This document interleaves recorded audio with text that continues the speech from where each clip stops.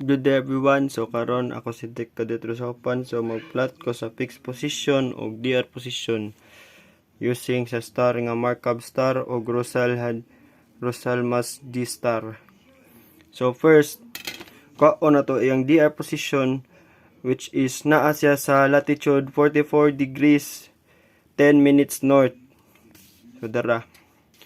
Assume na to siya nga mo ni siya ang 44 degrees 10 degrees north 10 minutes north.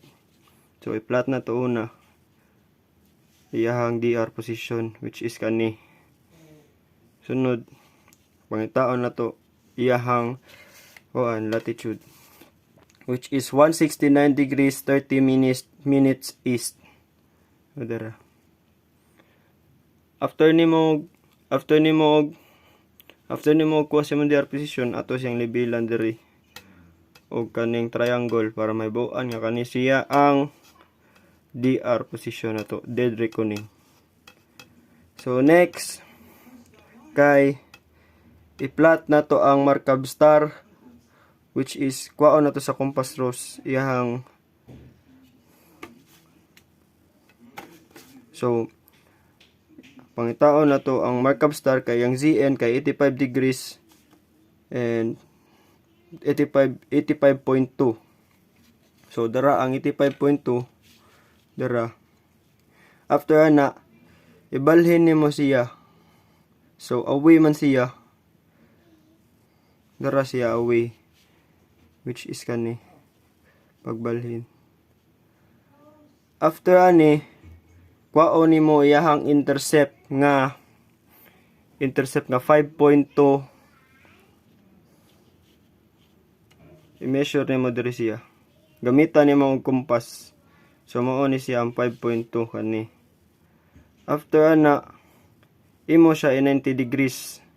So dara yang 90 degrees kani. 90 degrees sa 85.2 ay 85.2 away.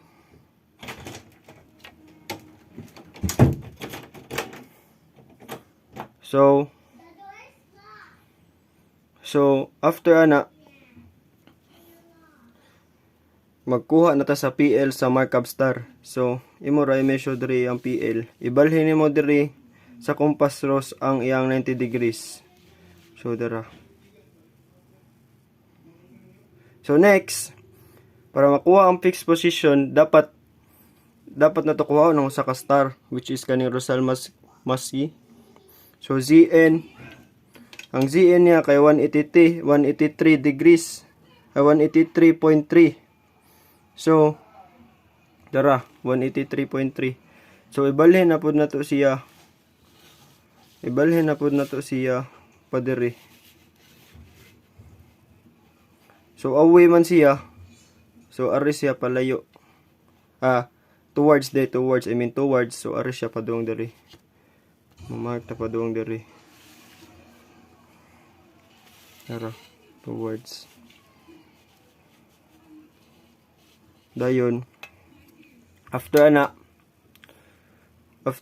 kay magkuha na pud ta sa iyahang intercept which is 6.6 towards.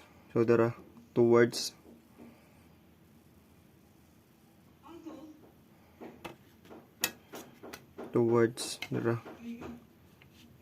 Dara. After na makita na nato ang fixed position. So ato siya markahan og ingani. Kung asa siya ga-intercept ang duha ka star sa PL.